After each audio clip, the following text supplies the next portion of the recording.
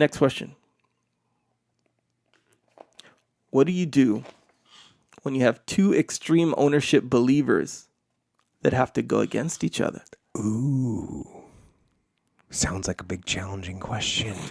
But it actually shouldn't be, because if you think about this, if you truly think about this, this should not be an issue. And here's why. Go against each other?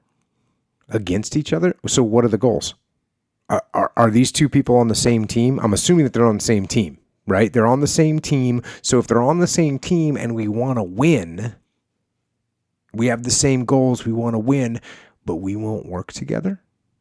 Because if the goal is to win and we both want to win, why would we be going against each other? We are not taking actual extreme ownership. Because if you and I had opposing ideas, but we had the same long-term goal, I'm going to take ownership and say, all right, Echo, we got to come to terms here. We got to work this out. We got to figure. And if you were doing the same thing, you'd be like, yeah, absolutely. Let's sit down. Let's figure this out. Let's figure out which one would be the best. Let's take it to market. Let's do a market test. We're going to figure out a real solution because we're taking ownership of it. So what's the little nugget that's getting into the system here and screwing things up? It's ego, 100%. And I will say this, occasionally the idea of extreme ownership can be very poorly and very incorrectly interpreted as micromanagement and egomania. Meaning like, I'm going to own this. I own this. This is mine, right? That's not what extreme ownership is at all. It's, you've got to own everything, but you don't feel the intrinsic need to do everything, right? Because it's like owning the outcome, right? And owning the progress, and owning the steps along the way, and owning the responsibility of mission achievement. It doesn't mean that you own each individual step and you have to make it your way. That's not extreme ownership. That's micromanagement.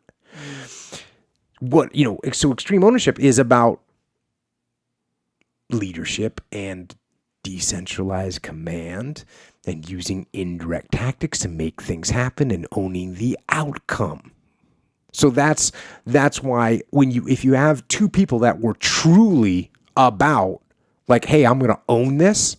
I'm going to have the attitude of extreme ownership. If you and I have the attitude of extreme ownership, we're not going to fight over anything because we have the same long-term goal. And if you come up with a better idea of how to get there, I'm going to say, oh, Echo, awesome job. That's a great way. We're going to get to where we want to go. We own that outcome. We're going to make it happen. Boom, I'm going to support you. The only time it's going to be a problem is if I have an ego and then you have an ego. When we both have an ego issue. And usually one person with a big ego, that inflames other people's egos. Because if I say, hey, Echo, I got a great plan for how to do this. We need to execute it my way. There's a little bit of ego coming out. Because now your ego was down, but all of a sudden you're like, what do you mean your way? Right. Wait a second. Just right there, now we got to think. Right. Now we got some kind of issue going. Yeah. We're working against each other instead of working together. So that is absolutely problematic. And I guess to put this in a nutshell, if you're using the principle of extreme ownership, the most important thing you need to take extreme ownership of is your own ego and put that thing in check. Yeah, it seems like the extreme ownership, as far as owning it, is essentially take responsibility, like at all costs kind of thing, for more like the bad stuff that happens. Oh, right? Absolutely, the bad stuff. Absolutely, the bad stuff. But you're going to take, because absolutely, if you and I do something great together and I was the leader, I don't go, yes, that's right. You say, hey, first of all, this was mostly on Echo. He did most of the work. He did all the, that's what I'm going to say. I'm not going to say, no, this was mine. Yeah. But when something goes wrong, obviously, I don't say, no, it was Echo's fault. No, right. I say, hey, this was my fault. Yeah. Just, I should have done a double check on the audio before we started the podcast because, we wanted to make sure that thing was recording. Right? Yeah, I don't say, no, Echo dropped the ball. Yeah. No, I don't do that. It's all him. I say, hey, you should have double checked.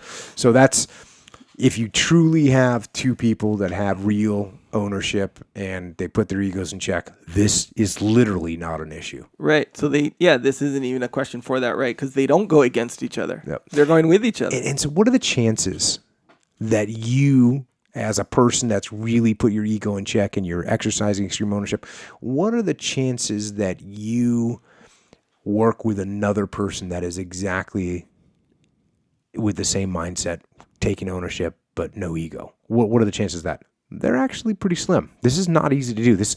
It's simple, not easy, right? So that means you have to be even more proactive in helping adapt to their ego scenario that's happening. And when Echo says, hey, we need to do this my way, I'll be like, hey, you know what, Echo? Let's take a look at it. Absolutely. You've always come up with great plans. Let's take a look at what this one is here. And all of a sudden, I've disarmed you a little bit. You're feeling good about it. You're like, oh, yeah, that's right. Jocko's going to listen to me because that's great. That's exactly what I want you to think. It's exactly what I want you to think. So you're going to have work to do. You're going to have work to do. That's what it is. It's a challenge. It's work. But when you have the basic principles, I shouldn't say basic, when you have the fundamental principles, they are going to work well for you. And when they're not working well for you, don't get mad at the other person and blame their ego. Look at your own ego, because you can adjust and adapt and maneuver and get that person disarmed, and you can flank them, and then you're going to win. Wow, that's so interesting that how this question is like that. Like, it seems like when I first read it, I was like, oh, shoot, that's a good question, Yep. And it is, but in a different way, because this question is essentially what it does is it, like, what do you call it? Like a strainer or whatever. Like it strains out the guy who's not doing extreme ownership. See how it says if they're both exercising it, but if they're going against each other, that means there's some extreme ownership not being practiced somewhere in here. We don't know, but we can find out, who's going against who, kind of thing. If they're both going against each other, well, maybe they both have it, So, but there's always going to be one person. Well, not always, but there's usually going to be one person that got it, that understands it, and that's going to be working. And this guy is just so good and so smooth and so tactical, and they're going to win. And that other person, that's right. You know why we're winning? Because I got extreme ownership going on, and I took ownership of this project. And you know what the guy says? Like the real leader is like, absolutely, man, you did a great job with that. And meanwhile, he knows he just manipulated and flanked him and made it happen to the best for the team. He's keeping the train going. That's good. Yep, indeed. Interesting.